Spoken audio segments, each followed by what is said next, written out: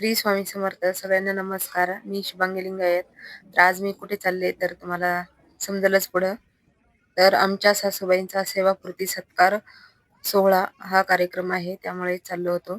तर आमच्या सासूबाईंनी खूप कठीण काळातून दिवस काढलेले आहेत, कारण की मामा गेल्यावर एकटीनंच मुलांचा सांभाळ केला.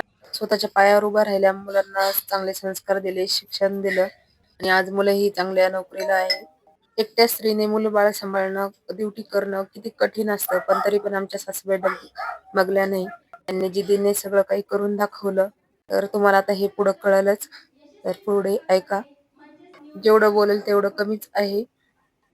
तर सांगणाऱ्याच्या डोळ्यातून पण अश्रू येत होते आणि ऐकणाऱ्याच्या डोळ्यातून अश्रू येत होते. एवढे त्यांनी कठीण प्रसंग काढलेले आहे. पण आज त्यांचं खूप चांगलं आहे. हे त्यांनी ठामपणे निर्णय घेतला आणि ठामपणे उभ्या राहिल्या, म्हणूनच हे दिवस आले त्यांच्यासाठी. आणि एक स्त्रीनं ठरवलं तर अख्खं जग सुद्धा जिंकू शकते आणि हे त्यांनी करून दाखवलं. खरंच त्यांचा खूप अभिमान वाटतो. एक त्यांनी आईची आणि वडिलांची दोन्हीही जागा त्यांनी भरून काढलेली आहे. सगळे विसरतील पण जीवनसाथी असं कोणी विसरत नसतं. एक स्त्री आतून तुटत असते, पण लेकरांसाठी न दाखवता हा सगळा काही सांभाळ करावा लागतो. तर त्यांच्यासाठी जेवढं बोलाल तेवढं कमीच आहे. तर सासूबाईंना सेवापूर्ती सत्कार सोहळ्याच्या खूप खूप शुभेच्छा आणि ईश्वरचरणी हीच प्रार्थना की सुखमय आनंदमय आता त्यांचं आयुष्य जावं. तर पुढे ऐकून डोळ्यात पाणीच येईल असे त्यांचे प्रसंग आमचा होते. संवाद तर नक्की ऐका. ज्ञानेश्वर नगर येथे आलेली होती. त्यांचाच चांगला की त्यांचा सहभागी म्हणजे असं प्रत्येक वेळेस. धन्यवाद.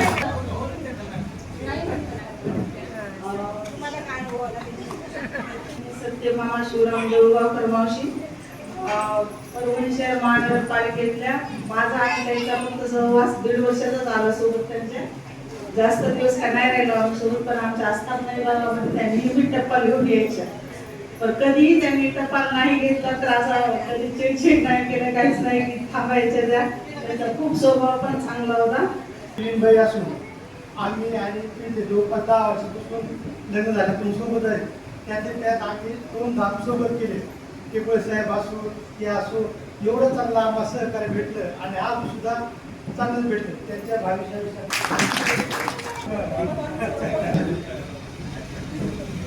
आजच्या सेवापूर्ती कार्यक्रमानिमित्त उपस्थित मॅडम, सदर मॅडम, आमचे मोठे भाऊजी नागनाथ कुंभार पिंपळगावकर आणि धनंजय कुंभार कडेकर, त्या कार्यक्रमाला उपस्थित पाहुणे रावळे आणि सर्व आपले आज आमच्या ताईचा सेवापूर्ती सोहळा 30 तारखेला 30 जून 2026 निवृत्त झाल्या आणि दीर्घ सेवा केली. एका स्त्रीच्या आयुष्यामध्ये जेव्हा आमचे कैलासवासी शिवराम देऊळगावकर भाऊजी 14 फेब्रुवारी 1998 ला गेले आणि त्यानंतर सर्व संसारात ताईची देखील आमच्या मानसिकता नव्हती, म्हणून 7 ऑगस्ट 1998 ला आम्ही ताईला बळजबरी सेवेवर रुजू व्हायला सांगितलं भक्तसभांनी. आणि तेव्हापासून कुठलीही न हे न करता ताईचं कौतुक करा तेवढं कमीच, कारण हे जे खडतर आयुष्य आहे, एखाद्या आपला जीवन साथी केल्यानंतर आपल्या त्या स्त्रीलाच माहिती असते की काय काय काय प्रवास कसा केला असेल. आमच्या ताईनं सर्वांचं सुख दुःख वाटून घेतलं. आम्हाला देखील आधार दिला. इथं परभणीमध्ये आम्ही कॉलेजच्या निमित्त आलो आणि आम्हाला सगळं मार्गदर्शन कसं होतं. त्यामुळं आमच्या ताईला वेगळ्या ज्या विषय आहेत तिथं सुख समृद्धीचा, आरोग्यदायी आणि सुख समृद्धीचा लाभो सर्वांसाठी त्या तत्पर असतात. कधीही कोणासाठी कधीच कुठलाही कोणा केलं नाही. प्रत्येकाला सुखदुःखामध्ये पुढे येऊन करण्याचं त्यांचं स्वभाव आहे. म्हणून सर्वांच्या साक्षीनं आपण त्यांना पुढील आयुष्य जे आहे ते सुख समृद्धीचं आणि प्रभारीचं जावं अशी मी सर्वांच्या वतीने ईश्वरचरणी प्रार्थना करतो. थांबतो. धन्यवाद. पुढे झाले त्याबद्दल आपण त्यांना शुभेच्छा. माझ्या आत्याची आज सेवापूर्ती पूर्ण झाली आहे, त्याबद्दल मी त्यांना पहिल्यांदा शुभेच्छा देते. आणि एक जसं माझ्या अंकलने सांगितलं, एका बाईंच्या जीवनामध्ये तिच्या जीवनसाथीची काय नीड असते, काय गरज असते, जी साथ असते, ती आपल्या सगळ्यांनाच माहिती. आणि ती सोडून गेल्यानंतर एका बाईच्या अंगावरती जो भार पडतो संसाराचा, जेव्हा आपले मुलं लहान आहेत आणि आपल्या सोबत जीवनसाथी नाही, त्यावेळी कसं बाहेर पडून काम करायचं, आपलं घर सांभाळायचं, हे खरंच त्यांच्याकडून शिकलं पाहिजे. आणि त्या प्रवासामध्ये माझ्या पप्पांनी म्हणजे मोठ्या भावांनी आणि माझ्या आईने त्यांच्या घरी राहून त्यांचं घर सांभाळलं, त्यांना पाठिंबा दिला. तसेच माझे अंकल दोघांनी सपोर्ट दिला आणि हा प्रवास आज पूर्ण झाला. आणि आज मुलं मोठी झाली, नातवंड झाले आणि हा प्रवास पूर्ण झाला. आणि खरंच त्या अर्थाने आज सेवापूर्ती झाली, कारण मुले आज पाया उभे राहिली, चांगल्या सुना भेटल्या, नातवंड झाले. आणि खरंच आयुष्याच्या ह्या प्रवासातून आणि ड्युटीच्या प्रवासातून दोन्हीकडून सेवापूर्ती झाली. आणि इथून पुढचं ते आयुष्य जे आतापर्यंत जे सहन केलं, आता फक्त इथून पुढचं जे आनंदाचे आहे, आता इथून पुढे येणारे सगळे दिवस हे आनंदाचे. आणि आज इथून पुढे येणारे सगळे दिवस म्हणजे आनंदाचे असतील. थँक्यू. आणि आपल्या आयुष्यभरामध्ये तो नोकरी करण्याची सुरुवात करतो. आम्ही नोकरी करत करत शेवटी एक दिवस सगळ्यांना निवडत हे व्हावंच लागतं. तसं आमच्या वहिनीने त्यांनी खरोखरच आता त्यांच्या आमच्या मराठी सणामध्ये त्यांचे बंधू अचानक जीवनात निघून गेल्यामुळं सगळा भाग पालिकेत नोकरी करणं हे सुद्धा शासकीय नोकरी अवघडच असते. तरी पण अशा ठिकाणी सुद्धा त्यांनी प्रत्येक सहकार्यामध्ये शाळेची नोकरी केली, तिने केले, त्यांच्या भावाने त्यांना मदत केली. भाऊ सोबत होते, वडील तिथं आहे, वडील सोडण्यामध्ये आईची मदत करणं हे मुलीचं तर काम असतं. पण मुलीला सगळ्या मुली तसं करत नाही. पण तसं वातावरण, खेळीमेळीचं वातावरण या सर्वांसाठी त्यांनी असं तयार करून आणलं. आजचा कार्यक्रम सेवापूर्तीचा आमच्या सुखात आनंदात प्रेमाने जावो. आज आईच्या सेवापूर्तीचा कार्यक्रम आहे.